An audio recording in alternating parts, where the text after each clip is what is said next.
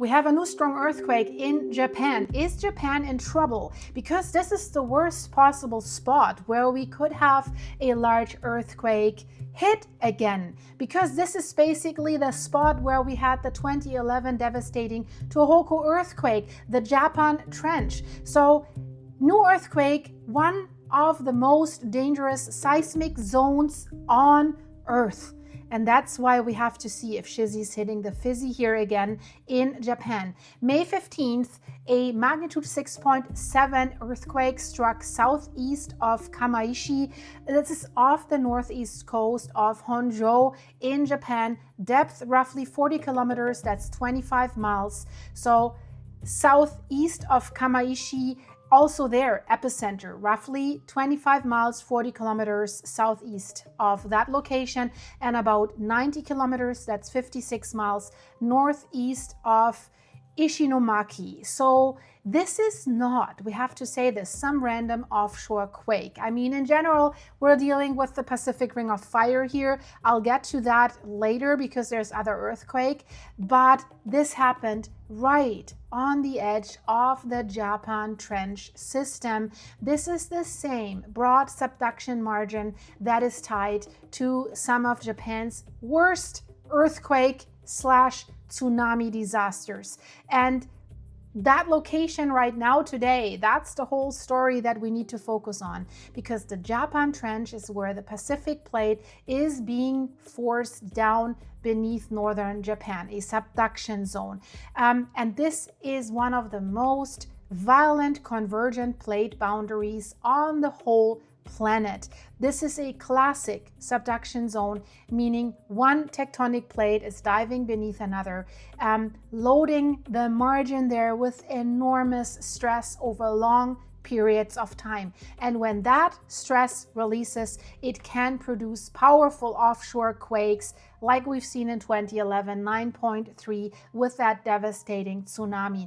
So these offshore earthquakes, they cause this vertical seafloor movement that causes these devastating tsunamis in the worst cases. And that is why every large quake that is happening off Sanriku, Miyako, Kamaishi, Miyagi, and the Tohoku coasts gets immediate attention. So this quake also matters because of the timing. Just a few days ago, basically less than a month ago, on April 20th, a much larger magnitude 7.4 earthquake struck offshore near Miyako. That's about 100 kilometers, 62 miles east-northeast of the city. Not the shitty, the city. Shitty, hopefully not yet, right? Depth of that was 35 kilometers or 22 miles. So that means, guys, northeast Japan has now had a magnitude 7.4 on April 20th and a 6.7 on May 15th in less than a month, and lots of them in between, in the 6 range and the 5 range and 4. So lots of aftershocks from the first one, both along the same broader offshore trench system. So since we had the 7.4, the magnitudes did not gradually die down. So of course that does not prove that something bigger is coming, but it does show that this margin is really active right now, and it remains active. So this is not a place where repeated action and movement can get ignored. We have to say that. And hovering over all of this is the memory of March 11th, 2011. That was the day that Tohoku earthquake and tsunami have devastated northeast Japan.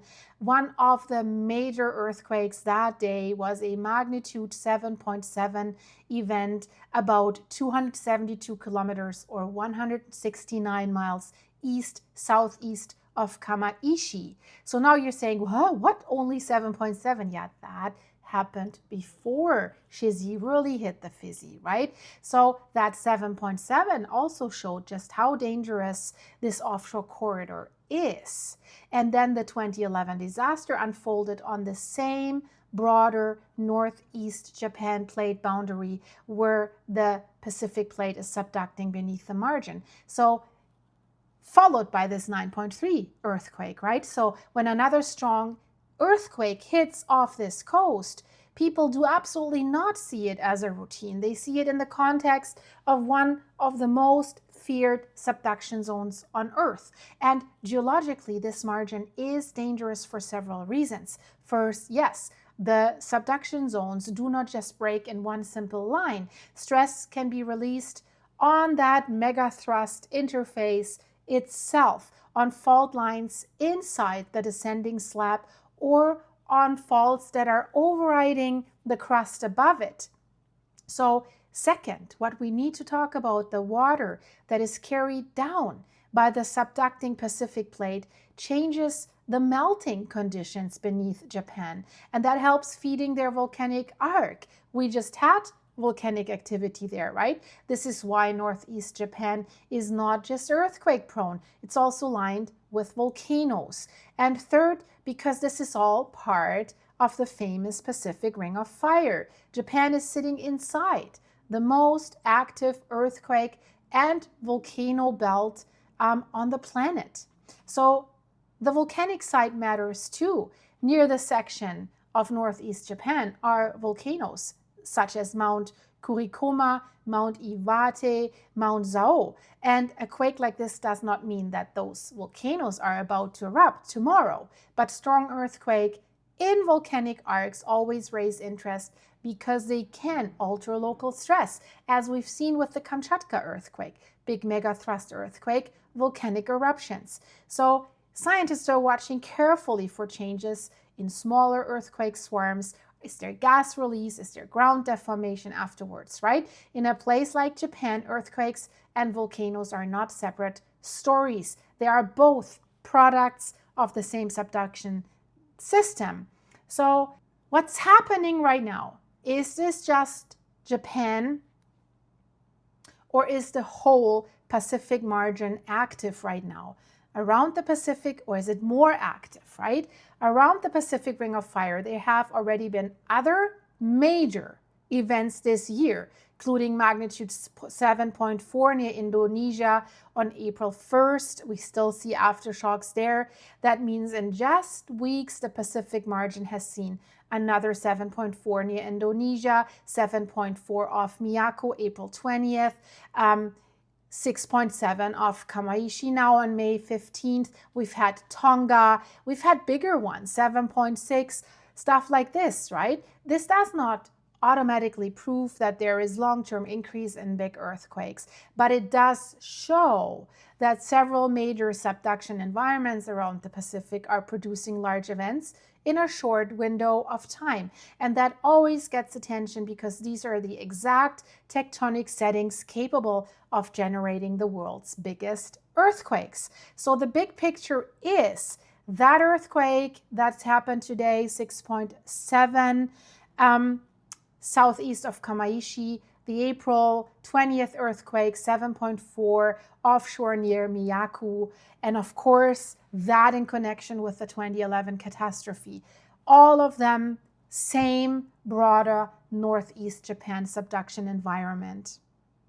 That's the real danger here. Not just one quake, but repeated movement inside a trench system that is already known for producing disaster. So in this part of the world, when the offshore margin keeps moving, the concern is never just the shaking you felt today.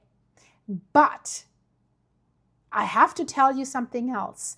That surprise underwater volcanic eruption of that unknown underwater volcano in the Bismarck Sea, that is raising eyebrows right now because it's starting to look like what happened before the Hunga Tonga eruption got that big. It started small as well. So now, big areas of seawater discoloration, pumice carpets, and continued explosive ash high up in the air. This thing is escalating. It's getting bigger. So are we heading towards another disaster, a global disaster there?